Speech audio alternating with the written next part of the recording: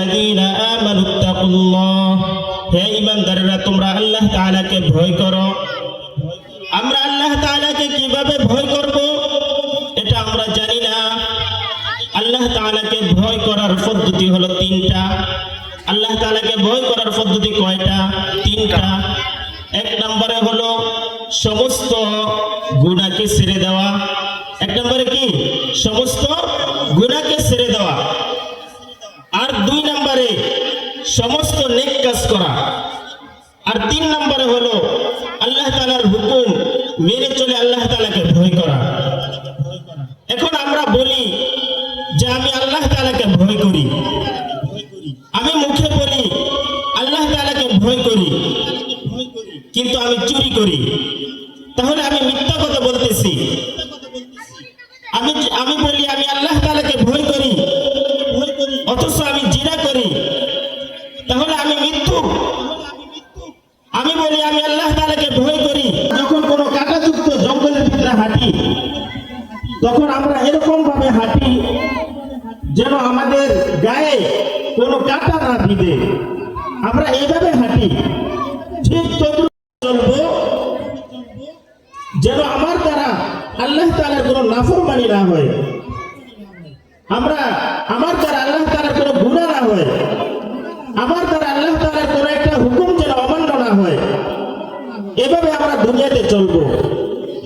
তাহলে আল্লাহ পাক রব্বুল আলামিন বলেছেন, ইয়া আইয়ুহাল্লাযীনা আমানুত্তাকুল্লাহ, হে ঈমানদারেরা তোমরা আল্লাহ তাআলাকে ভয় করো।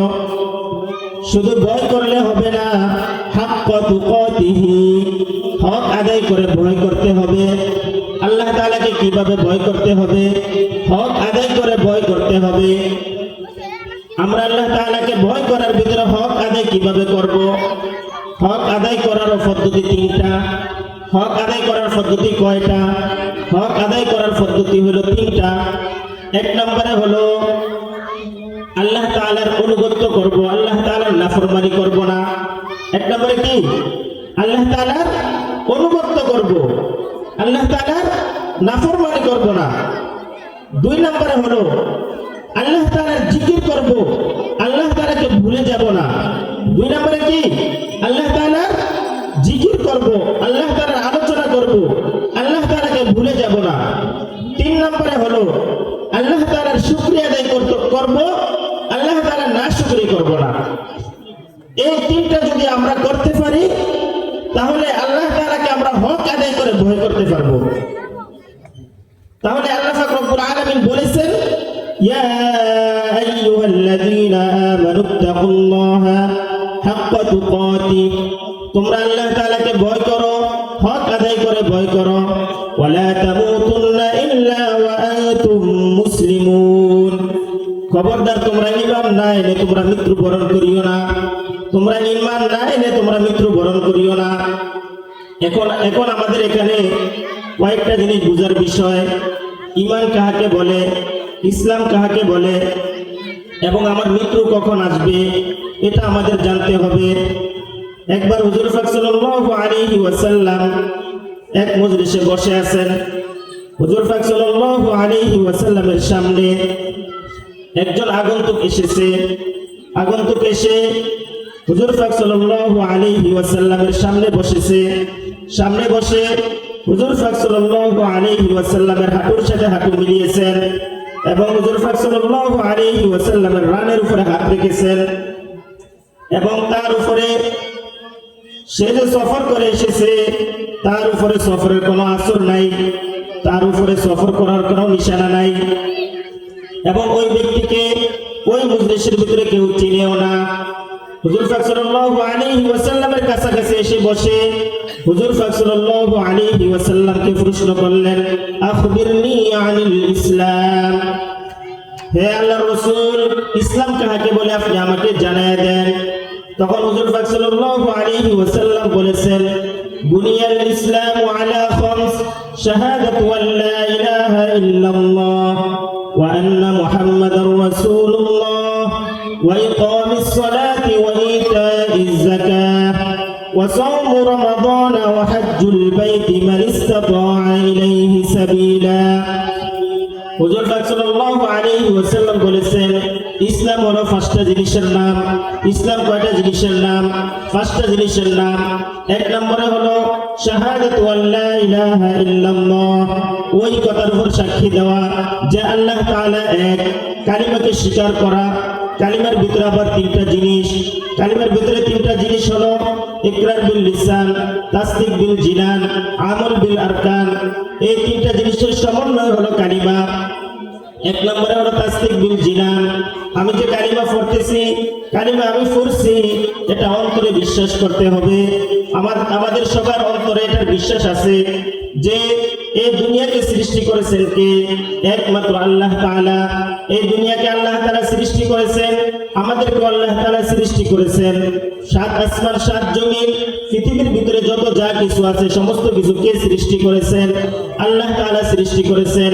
আল্লাহ তাআলা ব্যতীত কোনো ইবাদতের উপযুক্ত নাই, এই কথার উপর সাক্ষ্য দেওয়া। এক নম্বরে হলো অন্তরে বিশ্বাস করা। দুই নম্বরে হলো তাসদিক বিল জিনান, ইকরার বিল লিসান, মুখে স্বীকার করা। দুই নম্বরে হলো অন্তরে বিশ্বাস করা। তিন নম্বরে হলো আমল বিল আরকান, আমলে পরিণত করা। আমরা অন্তরে বিশ্বাস করলাম, মুখে স্বীকার করলাম, কিন্তু আমলে পরিণত করলাম না, তাহলে আমার ইসলাম পরিপূর্ণ হয় নাই।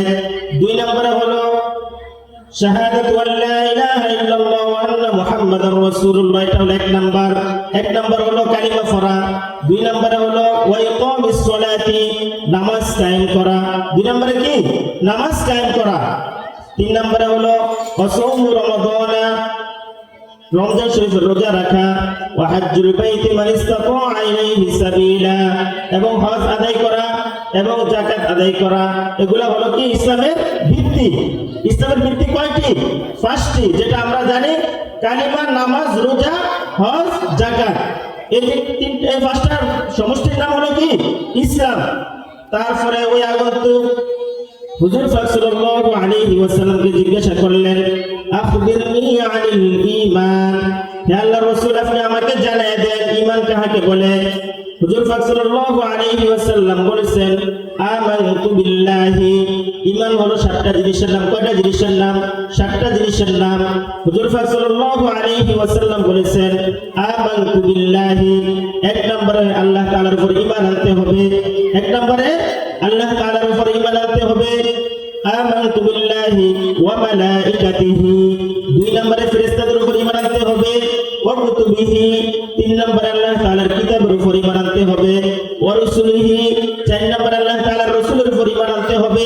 ওয়াল ইয়াউমিল আখিরি, পাঁচ নম্বরে কিয়ামতের দিনের উপর ঈমান আনতে হবে। ছয় নম্বরে হলো আল কদরি খায়রিহি ওয়া শাররিহি মিনাল্লাহি তাআলা, আমার তাকদীরের ভিতরে ভালো হোক অথবা খারাপ হোক, এটা কার পক্ষ থেকে হয়? আল্লাহ তাআলার পক্ষ থেকে হয়। আল্লাহ তাআলা যদি আমাদের উপর কোনো বিপদ চাপাইয়া দেন, আমাদেরকে যদি কোনো অসুস্থ দেন, এটা আমরা ধৈর্যহারা হয়ে যাই। আমরা বলি যে আল্লাহ তাআলা আমাকে কিনে দেখলো, আল্লাহ তাআলা কাউকে দেখলো না, আল্লাহ তাআলা আমাকে অসুস্থ দিয়েছেন। আমরা এরকম অধৈর্য হয়ে যাই। আমাদের অধৈর্য হওয়া যাবে না। আল্লাহ তাআলা আমাদের ভালো করেন এবং খারাপ করেন, এটা কার পক্ষ থেকে? আল্লাহ তাআলার পক্ষ থেকে। এটার নাম হলো তাকদীর। এই তাকদীরকে বিশ্বাস করতে হবে। সাত নম্বরে হলো ওয়াল বা'থি বা'দাল মাউত, এবং মৃত্যুর পর আবার জীবিত হতে হবে। এই সাতটার সমষ্টির নাম হলো কি? ঈমান। তাহলে ইসলাম এবং ঈমান দুইটা ভিন্ন জিনিস। তাহলে আমরা ইসলাম এবং ঈমানের ভিতরে পার্থক্য এবং দুইটা আলাদা জিনিস, এটা আমরা বুঝতে পারলাম। এবং আমাদের আল্লাহ পাক রব্বুল আলামিন যে বলেছেন ইয়া আইয়ুহাল্লাযীনা আমানুত্তাকুল্লাহ, হে ঈমানদারেরা তোমরা আল্লাহ তাআলাকে ভয় করো, হাক্কা তুকাতিহি, হক আদায় করে ভয় করো, ওয়ালা তামুতুন্না ইল্লা ওয়া আনতুম মুসলিমুন, খবরদার তোমরা ঈমান না এনে মৃত্যুবরণ করিও না। আমাদের মৃত্যু কখন আসবে এটা আমরা জানিনি, এটা আমরা জানি না। আমার জানার কোনো পন্থাও নাই। আল্লাহ পাক রব্বুল আলামিন কখন আমাকে ডাক দিবেন, কখন আমার মৃত্যু হবে, এটা আমরা কেউ জানি না। একবার হযরতে ইমাম মালিক রাহমাতুল্লাহি আলাইহি মদিনায় বসবাস করতেছেন। হযরত ইমাম মালিক রাহমাতুল্লাহি আলাইহি মনের ইচ্ছা ছিল যে আমার মৃত্যুটা যেন মদিনাতে হয়। আমার মৃত্যুটা যেন মদিনাতে হয়, তার ইচ্ছা ছিল এইটা। তারপরে উনি দেখতেছেন যে মদিনা থেকে মক্কা শরীফে তার সাথীরা হজ করার জন্য যাইতেছে। এখন তিনি ইচ্ছা করলেন যে আমার মন তো চাইতেছে আমি হজ করব, আমি আল্লাহ তাআলার ডাকে সাড়া দিব, আল্লাহ তাআলার ডাকে সাড়া দিয়ে লাব্বাইক বলবো। এখন তিনি চিন্তা করতেছেন আমি যদি মক্কা শরীফে হজ করতে যাই, তাওয়াফ করতে যাই, সেখানে যদি আমার মৃত্যুবরণ হয়ে যায় তাহলে তো আমার মনের আশা পরিপূর্ণ হবে না। তখন তিনি চিন্তা করলেন যে আমার ইস্তেখারা করা দরকার। আমি যদি ইস্তেখারা করি, ইস্তেখারা করলে আমি বুঝতে পারবো আমার মৃত্যু কখন আসবে। তখন হযরত ইমাম মালিক রাহমাতুল্লাহি আলাইহি ইস্তেখারা নামাজ পড়লেন। ইস্তেখারা নামাজ পড়ে ইস্তেখারা করলেন। ইস্তেখারা করে যখন তিনি ঘুমালেন তখন হুজুর পাক সাল্লাল্লাহু আলাইহি ওয়াসাল্লামকে স্বপ্নে দেখলেন। হুজুর পাক সাল্লাল্লাহু আলাইহি ওয়াসাল্লাম হযরত ইমাম মালিক রাহমাতুল্লাহি আলাইহি কে পাঁচটা আঙ্গুল দেখাইলেন। হযরত ইমাম মালিক রাহমাতুল্লাহি আলাইহি চিন্তায় পড়ে গেলেন কি করা যায়, আমাকে যে পাঁচটা আঙ্গুল দেখানো হয়েছে আমি কি 5 দিন বাঁচবো নাকি 5 মাস বাঁচবো নাকি 5 বছর বাঁচবো, এটা তো কোনো নির্ধারিত নাই, তাহলে এটা আমি কি বুঝলাম। তখন সেই জমানার স্বপ্নর ব্যাখ্যা করনেওয়ালা ইবনে সিরিন রাহমাতুল্লাহি আলাইহি ছিল। হযরত ইমাম মালিক রাহমাতুল্লাহি আলাইহির খাদেমকে ইবনে সিরিন রাহমাতুল্লাহি আলাইহির নিকটে পাঠাইলেন। পাঠাই এই স্বপ্নের ব্যাখ্যা জিজ্ঞাসা করলেন যে গিয়ে বলবা এক লোক এই স্বপ্নে দেখেছে হুজুর পাক সাল্লাল্লাহু আলাইহি ওয়াসাল্লাম তাকে 5টি আঙ্গুল দেখাইছে, এই 5 আঙ্গুল দেখানোর ব্যাখ্যা কি হতে পারে। তখন ইমাম মালিক রাহমাতুল্লাহি আলাইহির খাদেম ইবনে সিরিন রাহমাতুল্লাহি আলাইহির নিকটে গেলেন। নিকটে গিয়ে বললেন যে এক লোক হুজুর পাক সাল্লাল্লাহু আলাইহি ওয়াসাল্লামকে স্বপ্নে দেখছেন, হুজুর পাক সাল্লাল্লাহু আলাইহি ওয়াসাল্লাম তাকে 5টা আঙ্গুল দেখাইলেন, এই স্বপ্নের ব্যাখ্যা কি হতে পারে। তখন ইবনে সিরিন রাহমাতুল্লাহি আলাইহি বললেন যে এই স্বপ্ন আগে কে দেখেছে সেটা বলো। তখন হযরত ইমাম মালিক রাহমাতুল্লাহি আলাইহির খাদেম বললেন স্বপ্ন কে দেখেছে এটা বলা যাবে না। তখন ইবনে সিরিন রাহমাতুল্লাহি আলাইহি বললেন স্বপ্ন কে দেখেছে এটা না বললে স্বপ্নের তাবিরও বলা যাবে না, তবে জেনে রাখো এই স্বপ্ন হযরত ইমাম মালিক রাহমাতুল্লাহি আলাইহি ছাড়া আর কেউ দেখতে পারে না। তখন ওই খাদেম ইবনে সিরিন রাহমাতুল্লাহি আলাইহির নিকট থেকে চলে আসলেন। চলে এসে হযরত ইমাম মালিক রাহমাতুল্লাহি আলাইহিকে বললেন যে ইবনে সিরিন রাহমাতুল্লাহি আলাইহি বলেছেন নাম না বললে স্বপ্নের তাবির বলা যাবে না। তখন ইমাম মালিক রাহমাতুল্লাহি আলাইহি তার খাদেমকে বললেন যাও যাও ইবনে সিরিন রাহমাতুল্লাহি আলাইহিকে জানিয়ে দাও যে এই স্বপ্ন ইমাম মালিক ছাড়া কেউ দেখে নাই। যে কথাগুলো বলা হয়েছে এই কথাগুলোর উপর আল্লাহ তাআলা আমাদেরকে আমল করার জন্য তৌফিক দান করুন। ওয়া আখিরু দাওয়ানা আলহামদুলিল্লাহি রাব্বিল আলামিন।